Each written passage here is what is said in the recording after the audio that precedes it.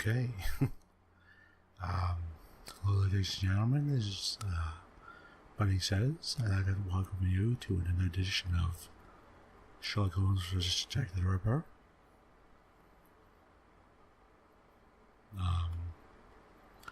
Please forgive me if the fan is on and it's making a lot of noise.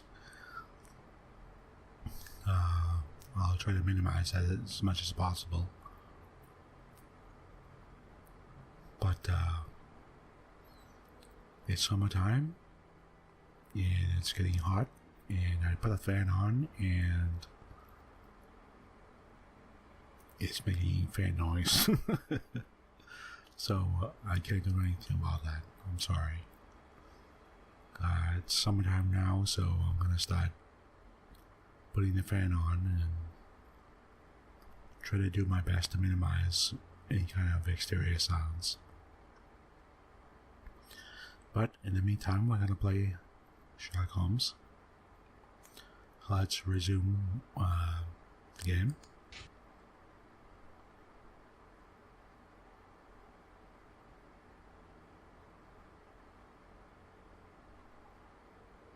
Okay, we were going to go into the wasp's nest and see if we could get a hold of Tom Bulling.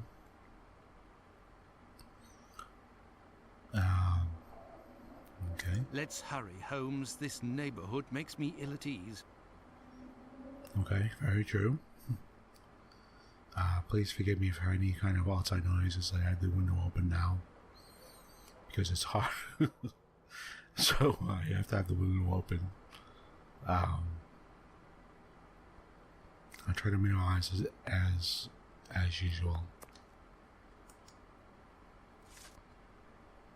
Perfect, Watson. That oaf Bluto is looking for us with evil intentions, and he may be hiding here. I will try to get more information inside. You, Watson, will be our lookout, and at the slightest suspicious sound, do not hesitate to call the constable on his rounds. Okay. In other words, I think we're going to go in here by ourselves. Okay, let's talk to the maid, serving maid. Yes, sir. Okay, here's Tom Bulling, I believe. Good evening, Mr. Bulling. We know each other? No, however, I have some information that may be of interest to you. Talk, my friend. A pint for you if what you say is worth something. Does it have to do with the Whitechapel murders? Indeed, I know the identity of the man who wrote a letter to the police, a letter entitled Dear Boss, in which the author claims to be the Whitechapel murderer and is signed Jack the Ripper. What? It's a journalist who is inspired by Spring-Heeled Jack in order to strengthen the credibility and the seriousness of his agency. This new Jack will give him some first-hand information that he, in turn, will dole out sparingly to the authorities, as well as some carefully distilled indiscretions that the big papers will come to beg of him. He plays both sides off against one another and becomes the chief orchestrator of the rumor. He wrote this letter in this very spot, and he has red ink on his fingers. Like you. What exactly are you after, my friend? You've been threatening a certain Squibby to distribute a telegram naming him as a possible suspect in these murders in revenge for an old feud. I would suggest you don't write this note and that you leave Squibby alone. I'd forgotten about the existence of that rapscallion. I threw that at him when I was visiting the station to get the dope. You should have seen his face. You must also stop sending these letters that waste the authorities' precious time. Right, well, I don't even know what you're talking about. I have a great relationship with the Bobbies. Just ask around. I don't have to answer to nobody. Now leave me alone. Okay. Farewell, sir. Good riddance. Well. Presumably, we're assuming that Tom Bulling is the author of the Dear Boss letter. I have nothing further to say. Leave me alone.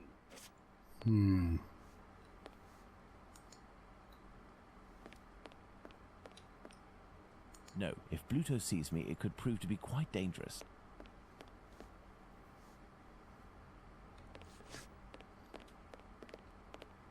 That's it, huh? Yes, sir. So that's it? I mean, what do I have here? I have nothing further to say. Leave me alone.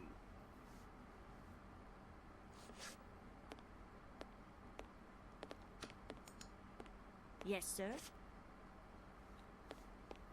I guess that's it. Let's hurry to the police station, Watson. We are close to our goal. Squibby will be able to reveal what he knows about Tumblety. Tumblety again, Squibby, huh? so that's it. You're a free man again. We were just coming to the station to find you. Yeah, the bobbies agreed to let me go, and I came to see Bluto before ferreting you out. So, you've seen the newspaper man? Yes, he is in the pub and everything is taken care of, but I'm waiting to hear what you have to say about Dr. Tumblety. Okay, but we have to be quick. One night, I goes to see Bluto in his hideout that ain't far from the boarding house where this Tumblety bloke has a room. I see him coming in too. He must have been on one real binge. To the point, the Tumblety fella was there, and he smiles at me, all nice like. He tells me he's a great Yankee doctor, but my business interests him. I'm interested, I tell him, but I'm not the type to just jump right in without getting to know a person, see? He invites me around to his room to talk business, just him and me. We empty a bottle or two, and all of a sudden, like, he wants to show me what he's got in this big trunk that he always carts around places. I just about vomited, see? In these jars, just like pickles, you know, there were pieces of meat. And he whispers that it's the lady bits of some old dames. He called them peckybins. I'd call them love killers, I would. Yuck. After that, Lady he starts bits, to go huh? on about rich folk. They ain't nothing but dogs, and I won't tell you the worst of it. Then he comes all close to me and puts his sweaty hand on my leg. He was one of them types, not me. I don't wait a second before I give him a good thrashing, and I start running and let go of him, and he still wants to see me again just to talk business. But then I had to do time, so business. Do you know where he can be found? Why, ain't he in his digs? Maybe he got to liking life behind bars too. I heard that in some jobs there's a way to... Thank you for your information, and we'll meet again, my friend. Here is the sum I promised to get you out of London. Ciao, fella. I've just got a little score to settle with Bluto, and I'm heading for the country.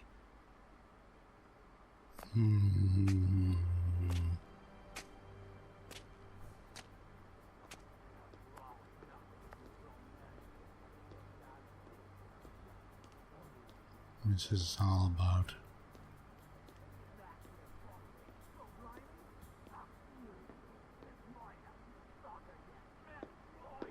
Lipski!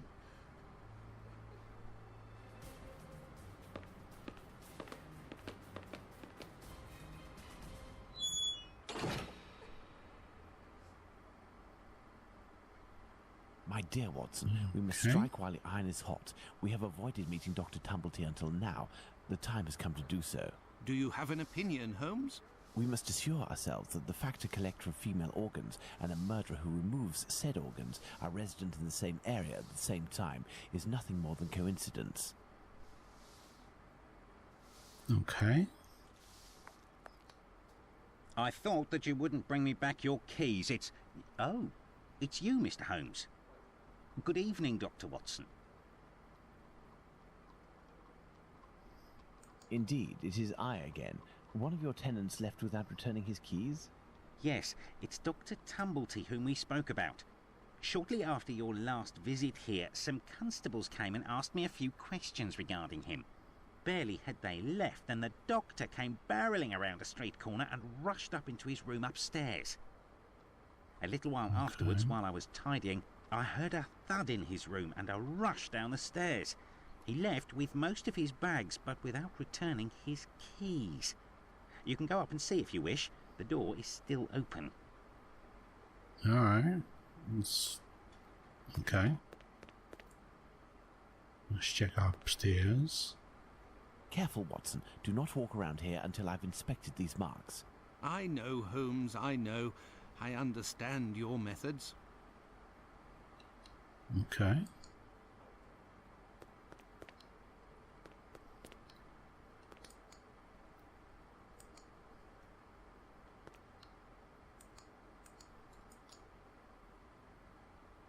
Alright, what's going on here? Ah, you have your rule and magnifying glass. I thought that you had forgotten them, Holmes. I never forget the essentials, my dear Watson.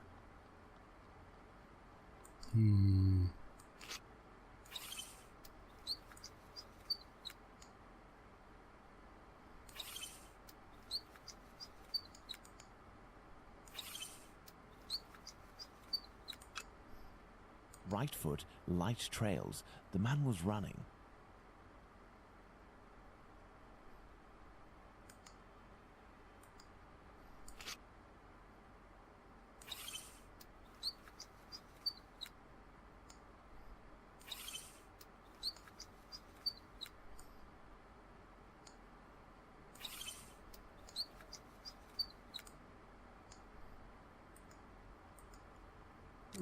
Okay. Ah, you have your rule and magnifying glass.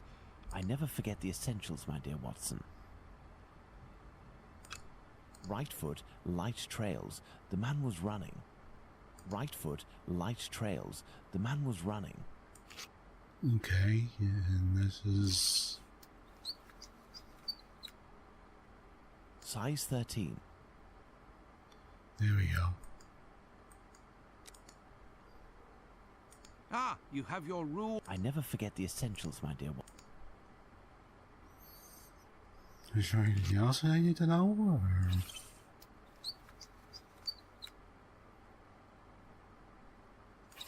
A size 13.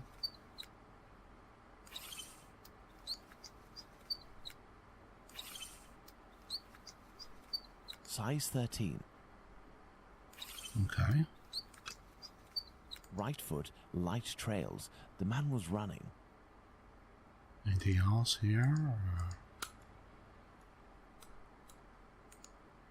Right foot, light trails. The man was running. Right foot, light trails. The man was running. Oh, that's it. Okay. I'm missing some information. Really? I'm missing some information.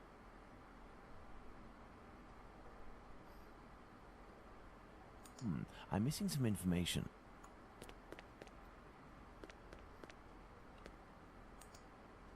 Anything else here, or...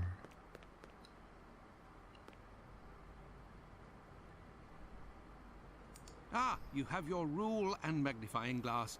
I thought that you had forgotten them, Holmes. I never forget the essentials, my dear Watson. Okay, come on. Size 13.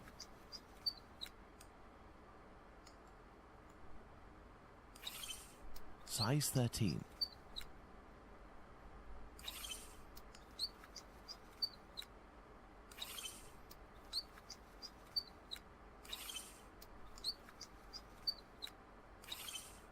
And... Right foot, light trails. The man was running. Right foot, light trails. The man was running. that should be it. This isn't water. Going by yeah. its sticky texture and odor, I'd say we're dealing with formalin. These are the footprints of a tall man who had recently stepped in formalin and who left this room in a hurry. Well, can I walk on it and enter the room now, Holmes? Here we go. Okay. Well.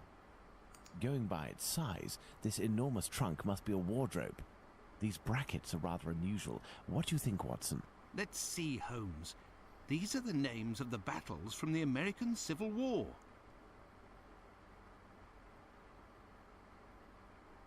Oh, really? Ah, shit.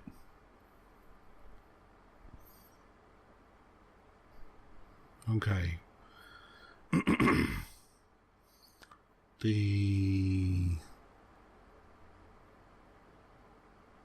What wasn't 1771. I know that's wrong. 1, 2, 3, 4, 5. Yeah. That's out. Okay. Oh, crap. All I know is Fort Sumter was the first engagement, and Gettysburg was the second. It's like near the last, but not the last.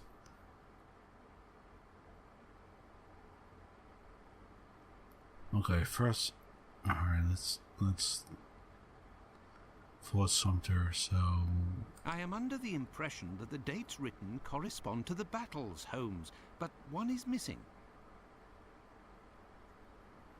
Let's see. 5 latches, each fitted with a 6-number combination system. Oh wow, really? I have to 0, 4 61.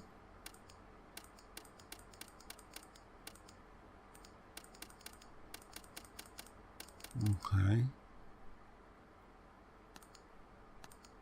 Oh shit! Really?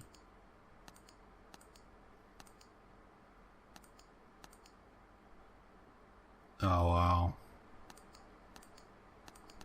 I certainly don't know the hats.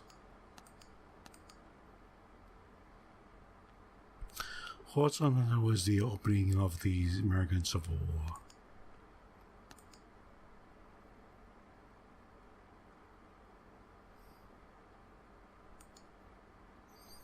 How do I know if this is right? Okay, so Antietam, Chancellorsville, Gettysburg, and Vicksburg. Presumably Vicksburg was last. So 1771 was way before, that was even before the Revolutionary War. So that the Revolutionary War is 1776, so this is even before that, so that's a fake date. So let's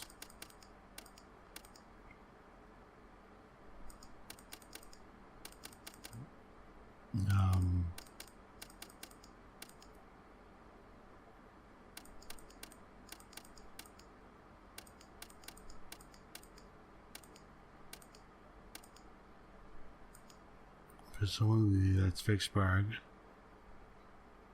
I don't even know what. Wait.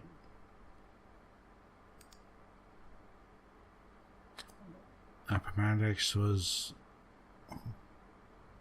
65, so I don't even know. Oh wow, I'm gonna have to look these up. And Cheatham was presumably was his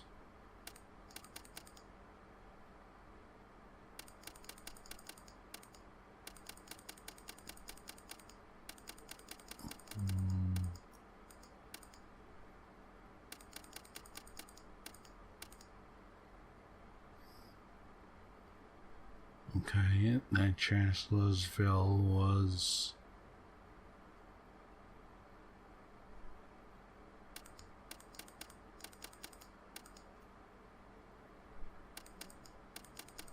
okay, let's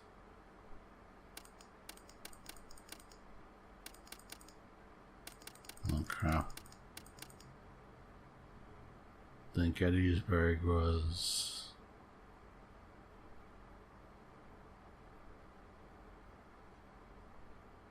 oh crap, there's 263s.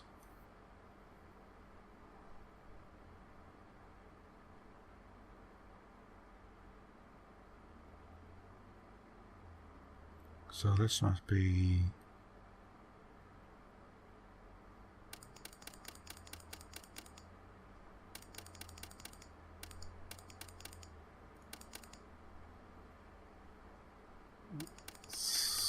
763,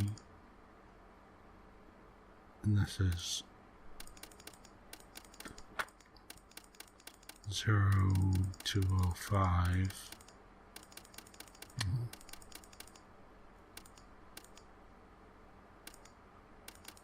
Oh, I messed up. 63.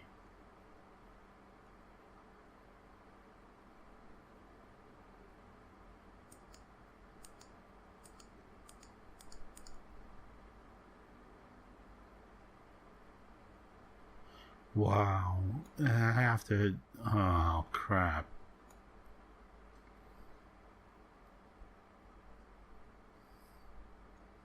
So Fort Sumter was 61, and then Antietam was 61, Chancellorsville was 62, and Gettysburg and Vicksburg was 63.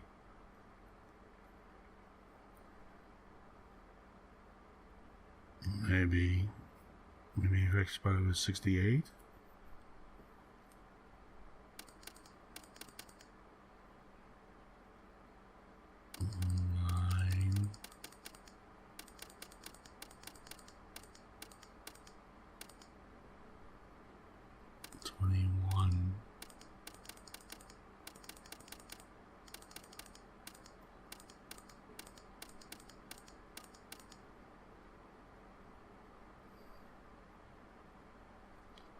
Oh, come on. What is this with the pictures here? I don't... Okay.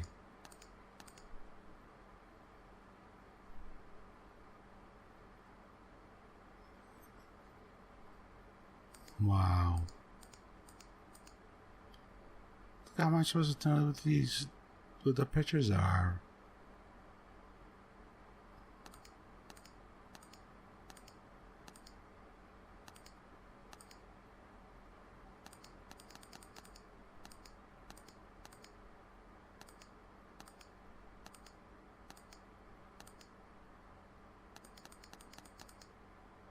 Okay, alright.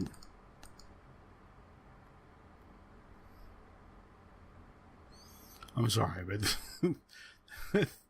this is something I'm gonna have to look up because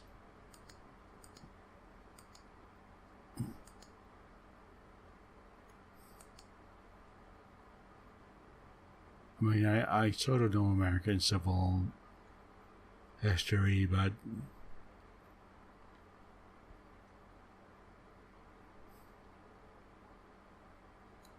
I am under the impression that the dates written correspond to the battles, Holmes, but one is missing. I mean, okay. You know what?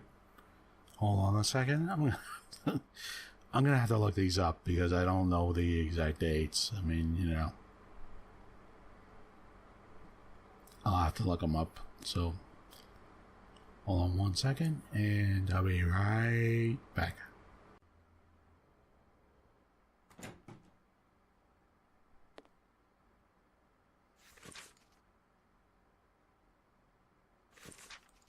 This Dr. Tumblety seems to be attracted to men more than women. That much is clear. So, the doctor has a handgun, and he would use it to restrain young men, perhaps. Okay. Okay, now we're going to check out the rest of this stuff. Do not understand how you found yourself in this situation. The passionate discussions on the legitimacy of this war should have convinced more than one. I still remember when you imitated him during that meeting. You struck that very characteristic pose and you exclaimed, "Vicksburg is the key. The war could never be brought to a close until the key is in our pocket." We all applauded. I am sure that even Lincoln himself would have applauded. During these dark hours, it was rare to have the occasion to laugh. So many deaths, ending with a much loved president killed by this coward and left to join those of the victory at Gettysburg. Courageously fell so that the next day the key would be in our pocket. Okay. If this letter is addressed to him, it would appear our doctor is a veteran of the American Civil War. Vicksburg is the key. Now, that is interesting. Oh, okay.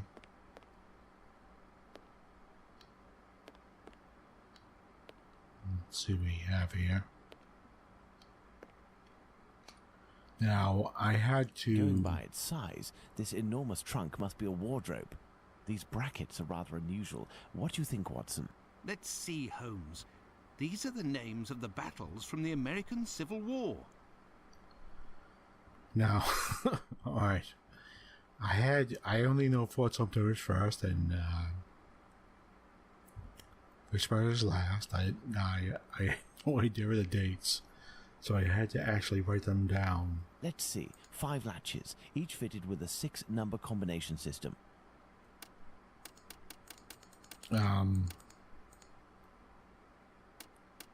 Because frankly, I had no idea of the dates of Fort Sumter.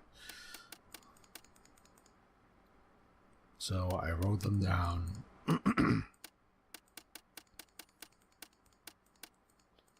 And what killed me is I had no idea about these things here.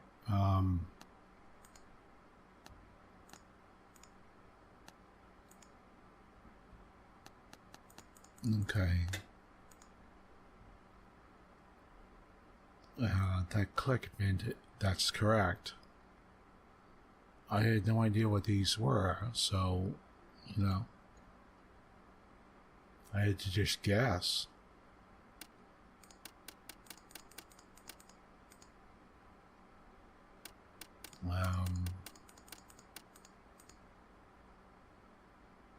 This should be correct.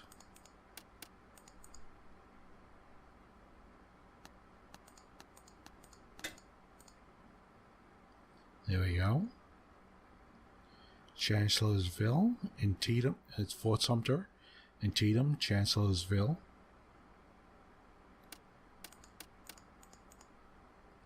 Now, I mean, I just, what could I tell you? I don't, memorize these dates off the top of my head. So,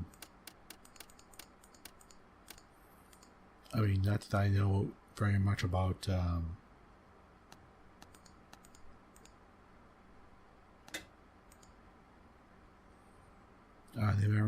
I know a little bit about the American Civil War, but I certainly don't remember the dates off the top of my head.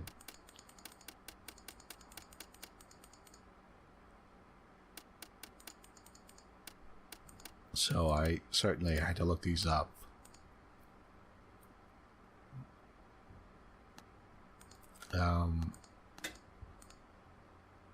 There we go.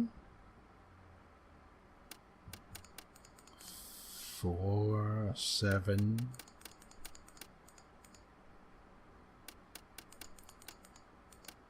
I don't know what to tell you. I don't memorize the dates of the American Civil Wars off the top of my head.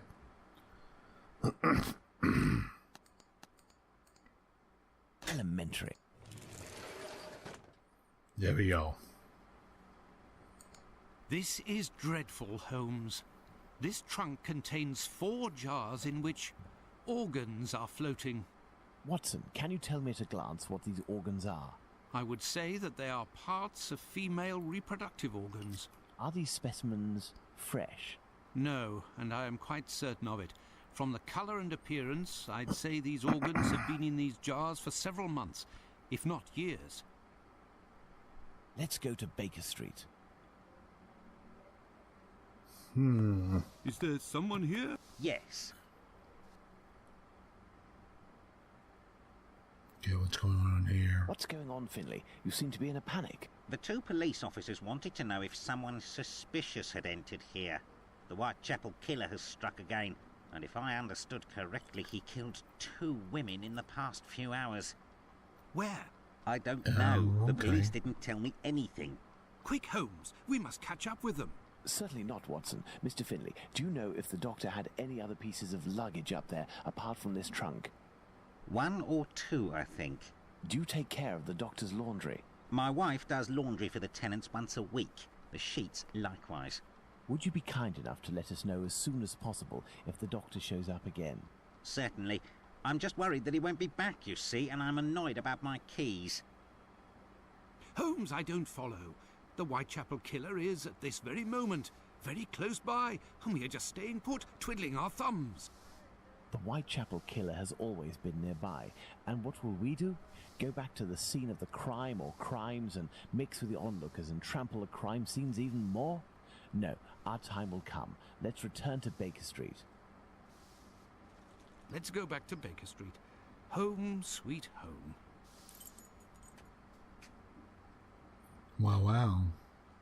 We were less than 200 feet away from the first victim a few minutes before she was murdered. We might even have heard the murderer's voice, and we haven't done a thing for the past week. You're the one not doing anything, Watson. For my part, I have been working, and as you know, I've made good use of this week by tracking down and verifying all of the solid facts on these 2 murders to write up the notes that are on my desk, read them over again and try to gain a bit of perspective.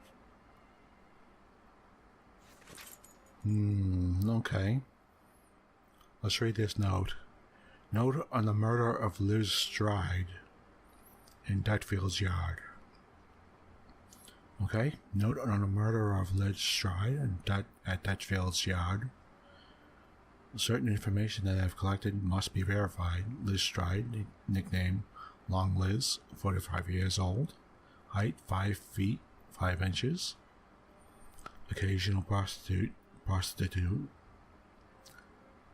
She lived for the past 3 years in a stormy relationship with a certain kidney.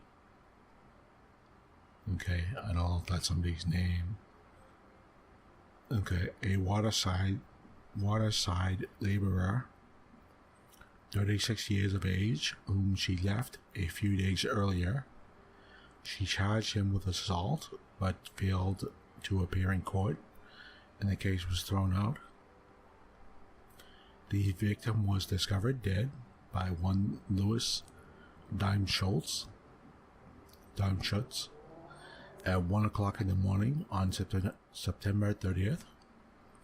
The man's first thought was to verify if his wife in the building next door was still alive before sounding the alarm.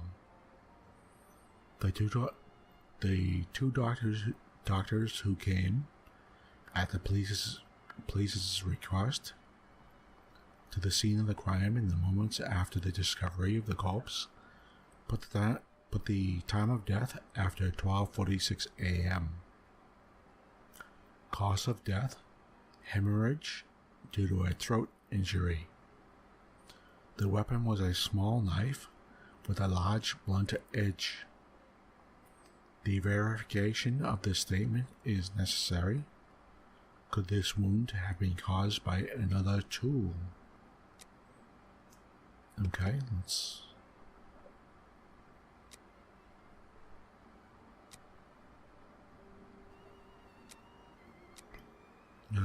see here.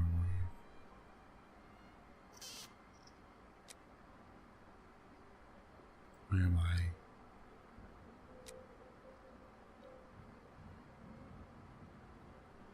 Okay.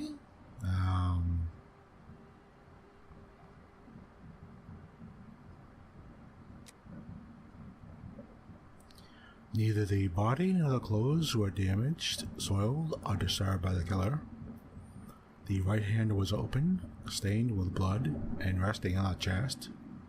The left hand was on the ground, partially closed, holding a packet of pastilles.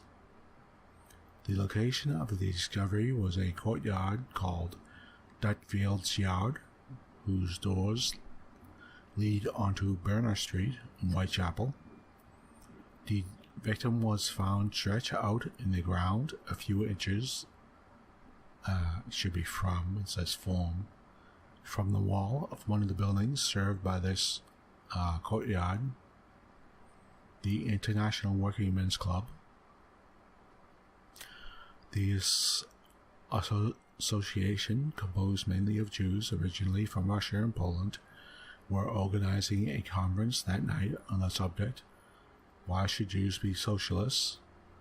Presided by Mr. Morris Eagle. The meeting ended around 11:30 p.m., with many members remaining to debate and sing within the premises of the association. An American president that evening declared to have been in the courtyard at 12:20 a.m. and went into the street and didn't see anything unusual. He then returned back inside the club, but his estimation of time spent outside is approximate at best. 2 witnesses were quoted by the press. Constable Smith, who was doing his rounds in the area on the night in question, and a Hungarian by the name of Schwartz, who made his statement at the profile at the police station, accompanied by an interpreter, because he does not speak English. The transcription of these statements by the press should be treated with caution. It would be advisable, if at all possible, to consult the exact content. Observe the clothing worn by the victim as well as her possession at the time of the discovery of the body. Okay, clothing. Long black cloth jacket, fur trimmed around the bottom, with a red rose and white maiden fern pinned to it. Black skirt, black crepe bonnet, checked neck scarf knotted on left side, dark brown velveteen bodice, 2 large serge petticoats, 1 white chemise, white stockings, spring-sided boots, 2 handkerchiefs. One is noticed to have fruit stains on it. A thimble, a piece of wool wound around a card. In the pocket in her underskirt, a key. A small piece of lead pencil. 6 large and 1 small button. A comb, a broken piece of comb. A metal spoon, a hook as from a dress. A piece of muslin. 1 or 2 small pieces of paper. Oh, okay, that's it. Note on the murder of Catherine Eddowes. Okay, here's the deal. This is Catherine Eddowes. She's one of the canonical 5. Note on the murder of Catherine Eddowes. Catherine Eddowes, 46 years old, height 5 feet, occasional prostitute. She had a regular relationship for 7 years with one John Kelly, a man of no regular employment, and about the same age as the victim. The victim was found dead at 1:44 a.m. on September 30th by P.C. Watkins, who was on his rounds. He secured the area by calling to the watchman of the warehouse located some feet from the crime scene. According to the doctor, who arrived on the scene at 2:18 a.m., so we're looking at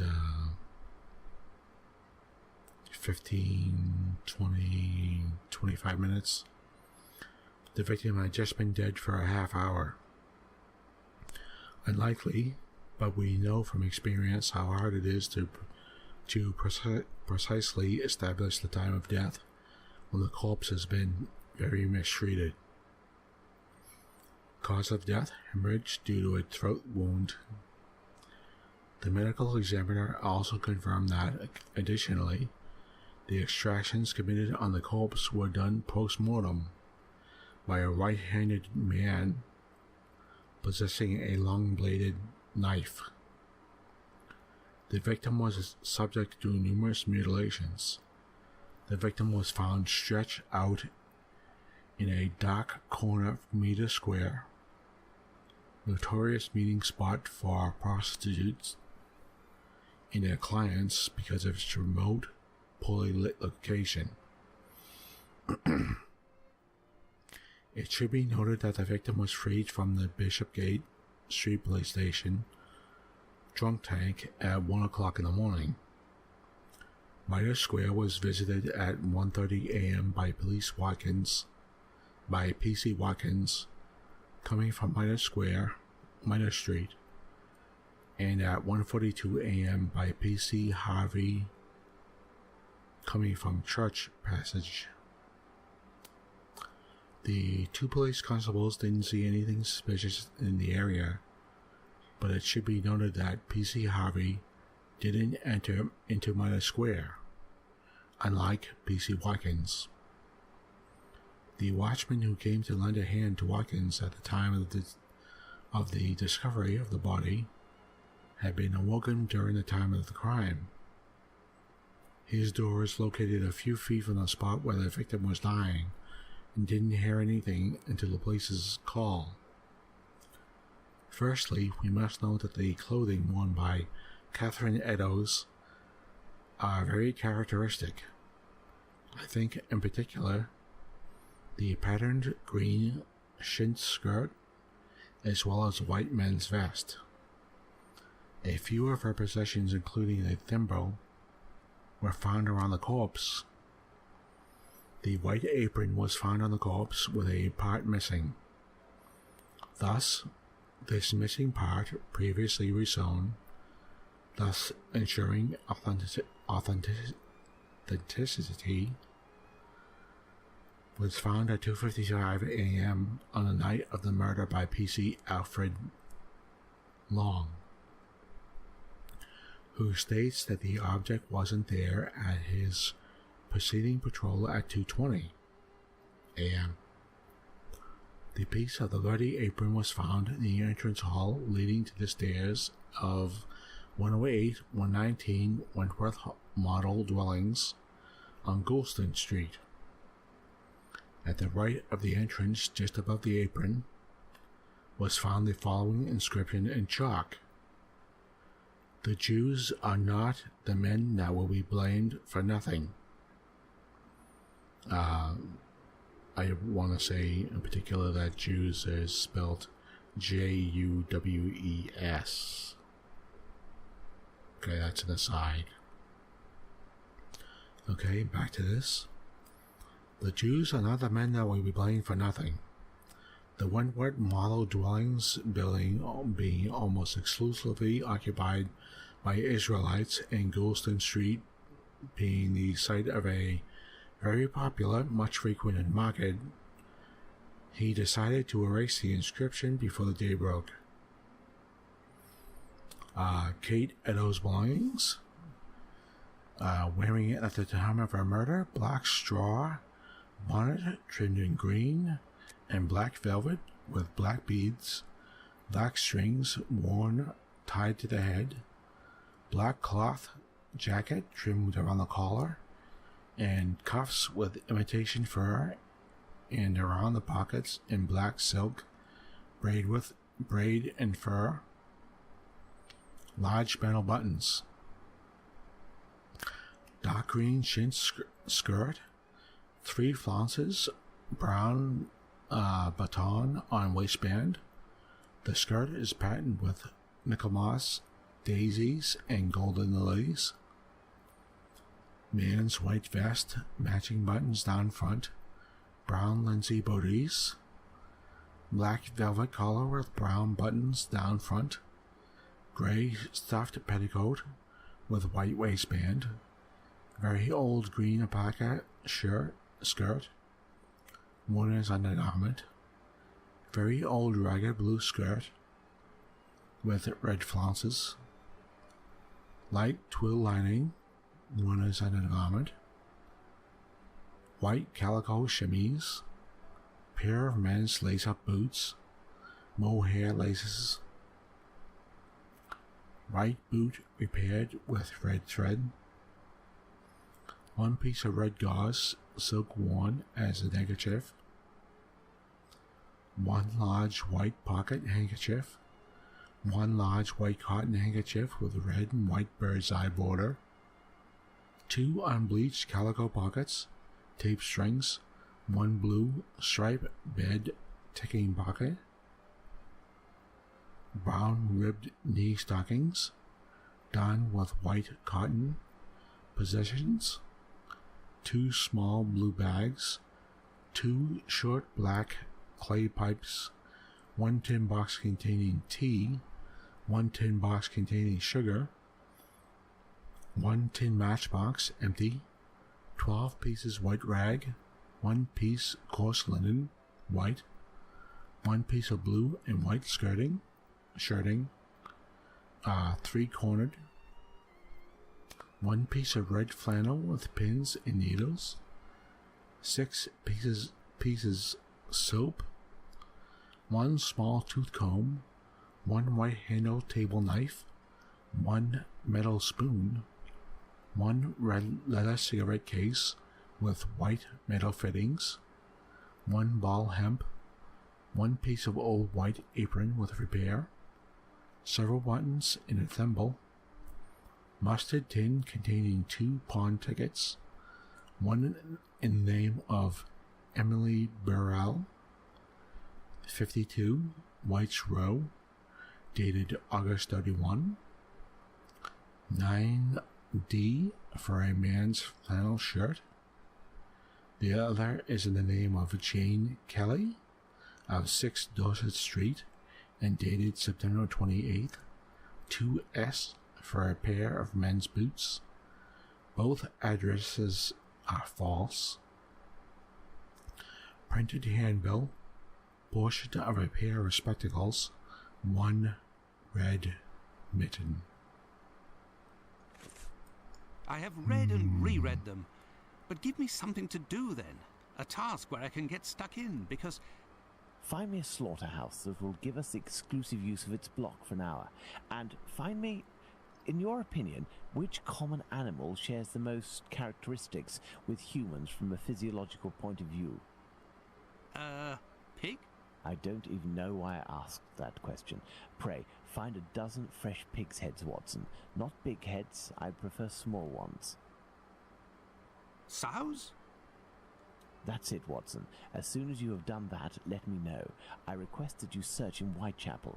Who knows, perhaps you will learn something about where Dr. Tumblety may be hiding. There is also no shortage of slaughterhouses and pig's heads in those parts.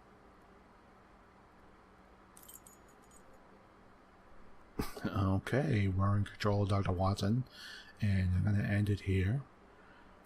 That was the strangest request. I have no idea why we're going to pick up... You still haven't left, Watson? We're going to pick up sow's heads. That's very strange to me.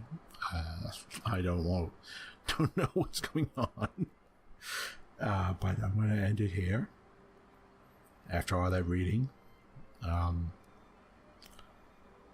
thank you, I'm Bunnysays, and we'll pick up next time as Dr. Watson. Presumably, we're going to go to the market and pick up pigs' heads. I don't know why, but yeah, okay. Thank you for joining me. I'm Bunnysays, and we'll pick up again later, okay? And we'll continue what's going on. And thank you for joining me. Okay, goodbye for now.